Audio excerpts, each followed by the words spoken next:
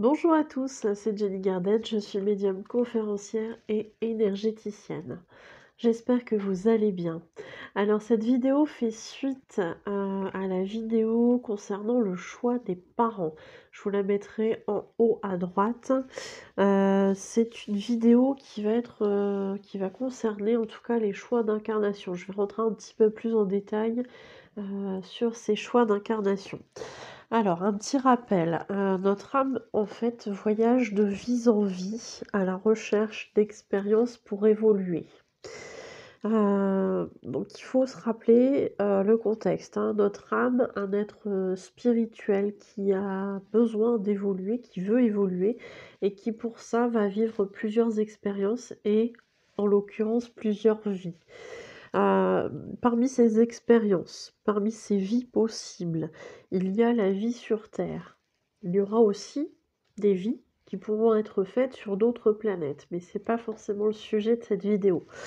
La vie sur Terre, qui est une expérience, une des expériences, je dirais, les plus compliquées à vivre puisqu'elle nous confronte à une dualité, à la matière,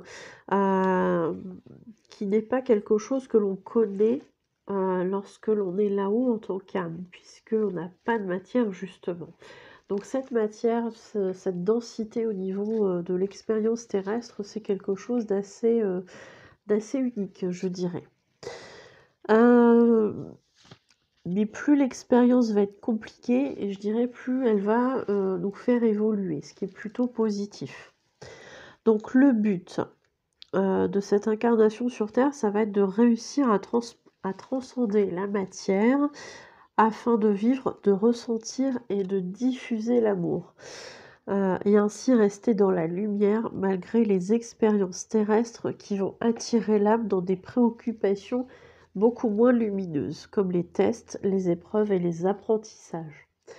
Donc c'est vrai que c'est quelque chose d'assez compliqué, je dirais de s'incarner dans la matière, où il va y avoir cette dualité, ce jugement, etc., auquel on n'est pas du tout confronté en tant qu'âme habituellement. Et du coup, le but, c'est de rester dans cette lumière malgré ces valeurs qui ne sont pas celles que l'on connaît en tant qu'âme. Donc on est confronté, c'est en ce sens que je dis qu'on est confronté à des choses qui sont beaucoup moins lumineuses par rapport à la vie là-haut en fait. Hein. Donc le but c'est de rester dans cette lumière et de malgré tout, malgré toutes ces épreuves, toutes ces complications, toutes ces souffrances, de rester, ou en tout cas réussir à rester dans la lumière. On parle des choix d'incarnation, il y a certains choix que l'on va accepter et pas d'autres.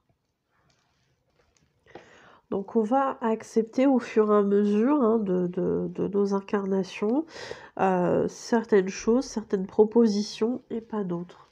En fonction de ce qu'on aura besoin de vivre, en fonction des suggestions aussi de nos guides, mais aussi, je dirais, en fonction de nos envies en tant qu'âme. Parce que en fait, on n'est pas les seuls.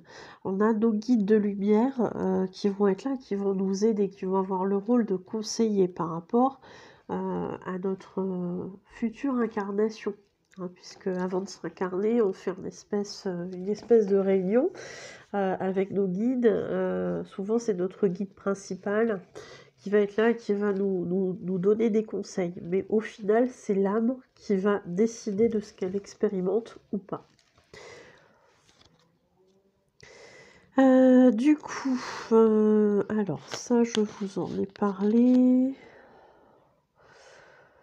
Alors, c'est vrai que cette âme qui est là avant l'incarnation, qui va être guidée justement par son guide principal, qui va avoir tendance à vouloir expérimenter beaucoup de choses pour évoluer plus vite.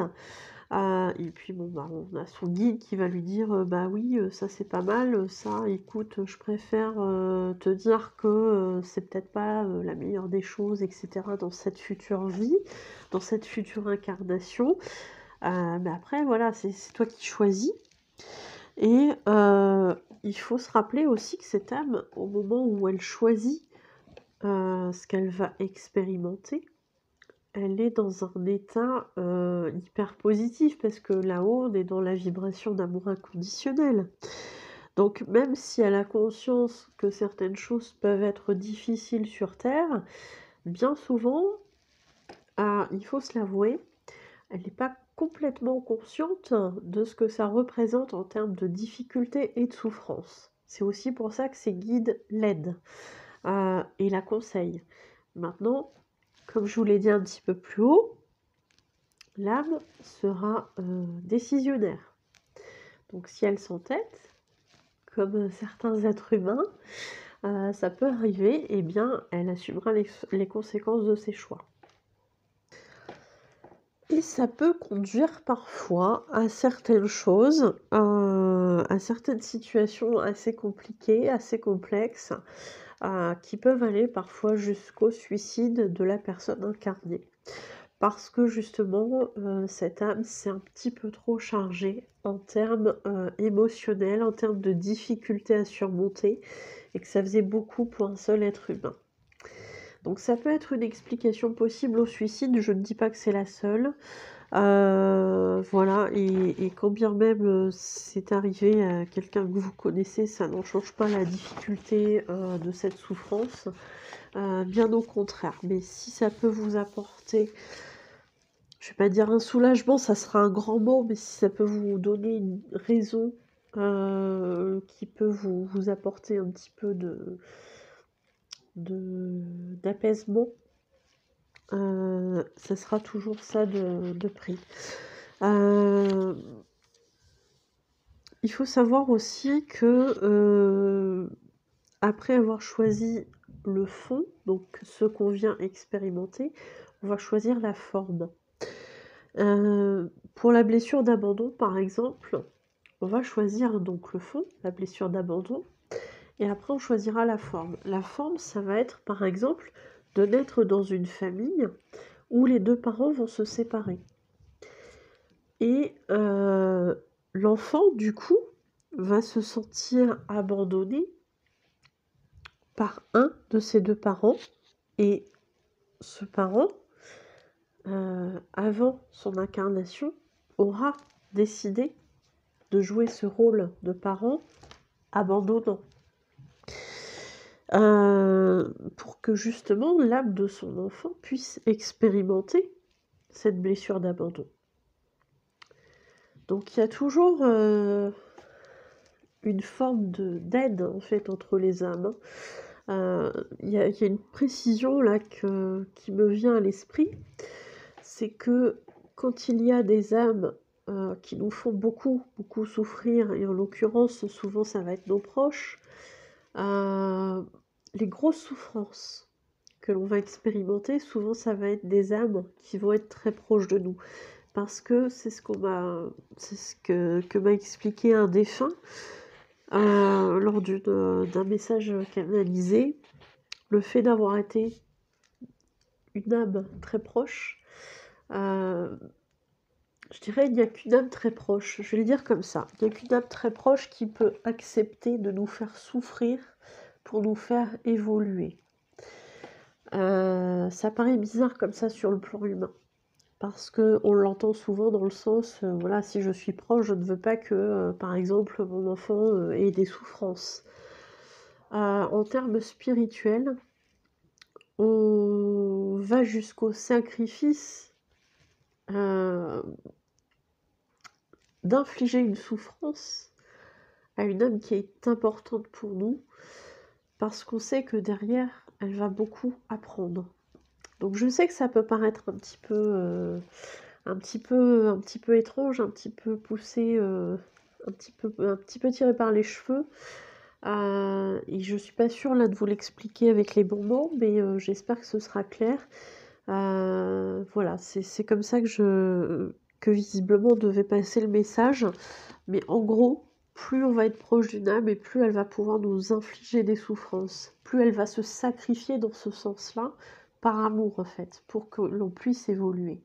Parce que sinon, on ressent cette souffrance, elle ressent aussi de la souffrance de vous l'infliger, en fait, hein. C'est dans ce sens-là. J'espère que je suis claire. Ça paraît peut-être un peu tiré par les cheveux, encore une fois. Mais c'est pourtant la réalité des choses du côté spirituel. Et là encore, on n'est pas dans des choses explicables de la même façon sur le plan humain.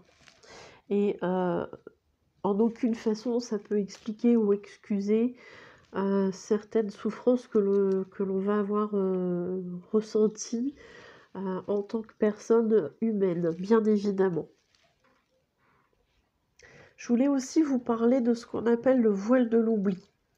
Alors, effectivement, à la naissance, on va avoir ce qu'on appelle le voile de l'oubli. Donc, on est dans l'ordre, hein. On est une âme qui décide de certains choix d'incarnation. On oublie et on fait sa vie. Alors, pourquoi il y a le voile de l'oubli? Parce qu'en fait, il est plus facile d'expérimenter les choses de manière neutre plutôt que si on s'en souvient, en fait, on va pas être neutre, en fait, hein, tout simplement. Donc, c'est plutôt dans cette optique-là, plutôt dans l'optique de vraiment vivre les choses de manière la plus neutre possible qu'on oublie. Malgré tout, au fur et à mesure des incarnations, l'âme va intégrer certaines choses comme étant positives ou négatives. Donc il y a quand même des choses qu'on va garder imprimées dans notre âme, même si nos choix d'incarnation ne seront peut-être pas forcément les choses dont on va se rappeler. C'est comme ça aussi qu'on évolue, c'est comme ça au final que c'est ce qu'on dit, hein, bien souvent, au début on est une jeune âme, on va faire des choses, on va expérimenter la matière, on va expérimenter les choses qui ne sont pas forcément très faciles, on va peut-être trahir, on va peut-être être violent, etc. etc. Et je dis pas que ça c'est que réservé aux âmes jeunes, mais voilà, au fur et à mesure qu'on va avancer dans notre cheminement d'âme, on est censé évoluer et comprendre certaines choses. Donc, au fur et à mesure des incarnations, tout ce qu'on aura appris va quand même rester imprimé en nous. C'est juste les choix d'incarnation qu'on va oublier, hein. Ça, je voulais faire une mise au point là-dessus. Nos guides nous accompagnent sur notre chemin, bien évidemment, et sont là aussi pour nous rappeler lorsqu'on est... enfin, nous faire un rappel, hein, pas nous rappeler dans le sens... voilà, nous rappeler, nous faire un rappel lorsque l'on n'est pas sur la bonne route. Alors, quand je dis on n'est pas sur la bonne route, c'est on n'est pas en train d'expérimenter ce qu'on était censé, ce qu'on avait choisi d'expérimenter. C'est plutôt dans ce sens-là. Certains, parfois, se permettent de dire « Bah oui, mais mon guide, pourquoi il me laisse faire telle ou telle chose ?» ou « Pourquoi mon guide, il vient me sonner les cloches pour ce truc-là ?» etc. etc. Ton guide, il n'est pas méchant. Ton guide, il vient juste te dire « Eh, au fait, là, tu es en train d'expérimenter ce truc-là, mais en fait, c'est pas ça que tu devais expérimenter. » Parce que je te rappelle que quand tu as fait tes choix d'incarnation, tu es censé passer par cette case-là.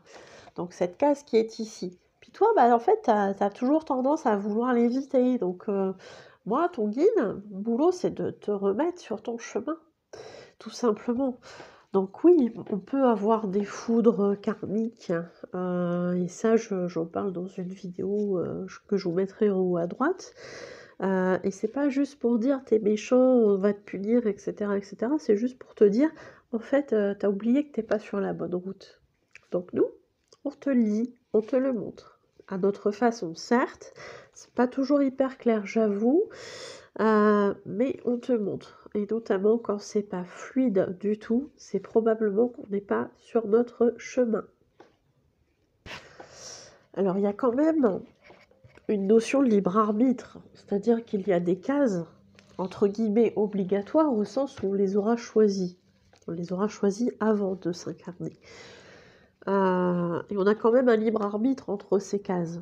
Parfois, on va divaguer un petit peu, on va aller se balader par-ci, par-là, machin. Et le rôle de nos guides, c'est de nous laisser quand même parcourir notre chemin.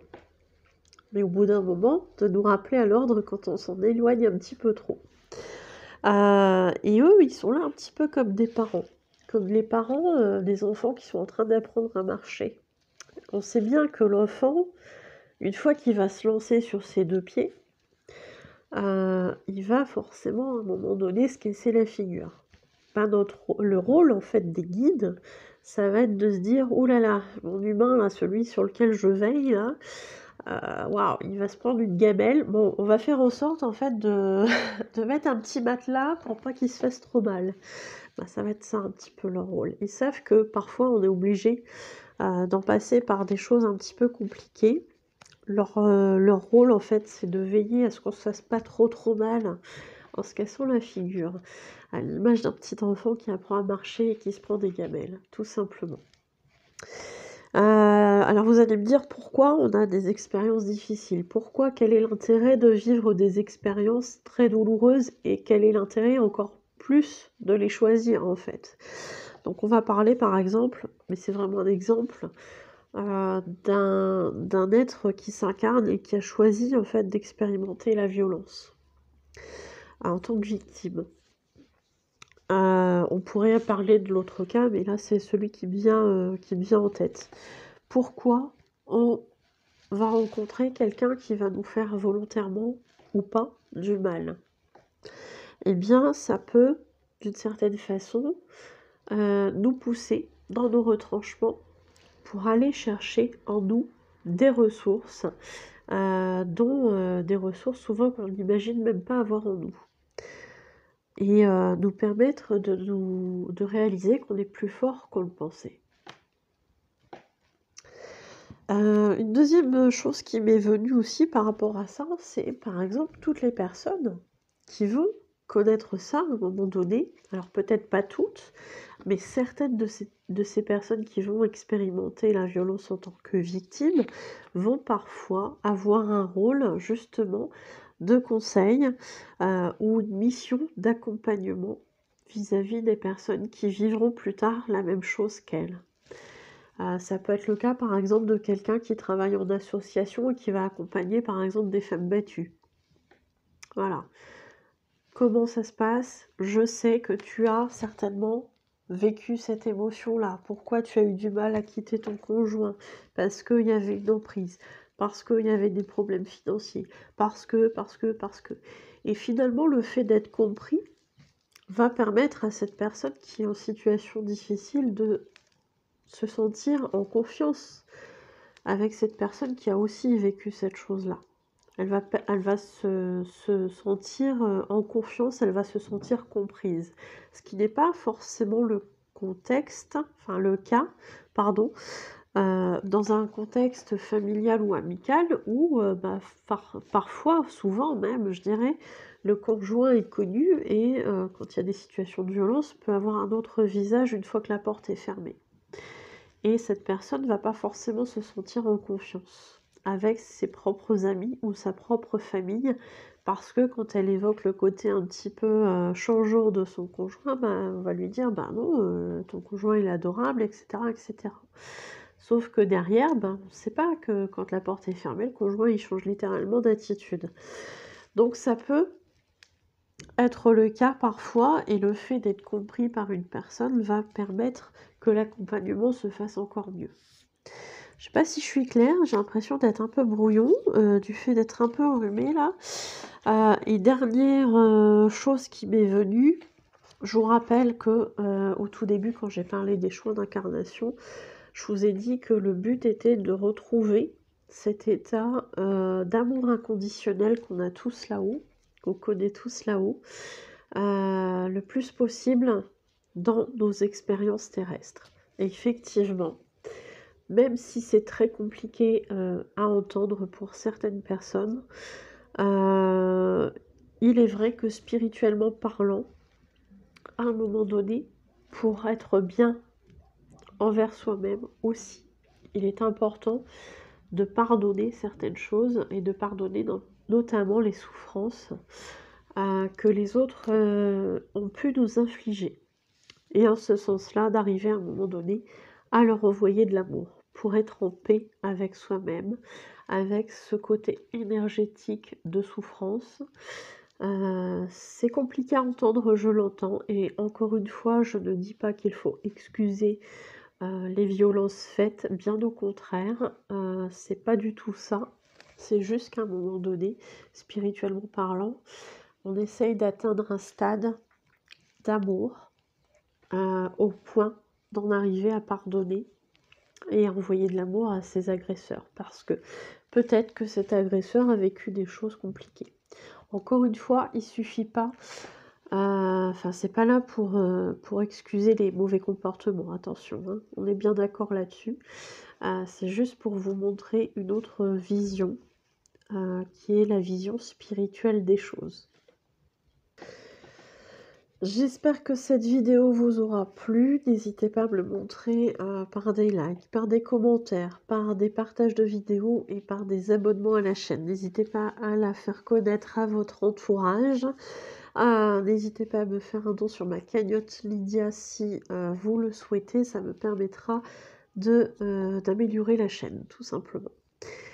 Pour toutes les personnes qui souhaitent connaître l'ensemble de mes prestations, elles sont détaillées sur ma page professionnelle Facebook, Jenny Garden, médium énergéticienne et conférencière, dans l'onglet Services. Pour toutes les personnes qui souhaitent prendre un rendez-vous, que ce soit pour une guidance, une voyance, un soin énergétique au tambour, chamanique ou pas, que ce soit pour une interprétation des rêves, un message de votre flamme jumelle, un message de vos guides spirituels, un contact défunt, un message de votre âme, que ce soit pour un travail de libération des blocages karmiques, que ce soit pour participer à un atelier pour apprendre à tirer et à interpréter les oracles, que ce soit pour apprendre à travailler au pendule, que ce soit pour un atelier pour apprendre à vous détendre ou une formation magnétisme ou autre, n'hésitez pas à me contacter aux coordonnées qui se trouvent à la fin de cette vidéo. Je vous remercie de m'avoir écouté, je vous souhaite une belle journée ou une belle soirée et je vous dis à bientôt. Prenez soin de vous.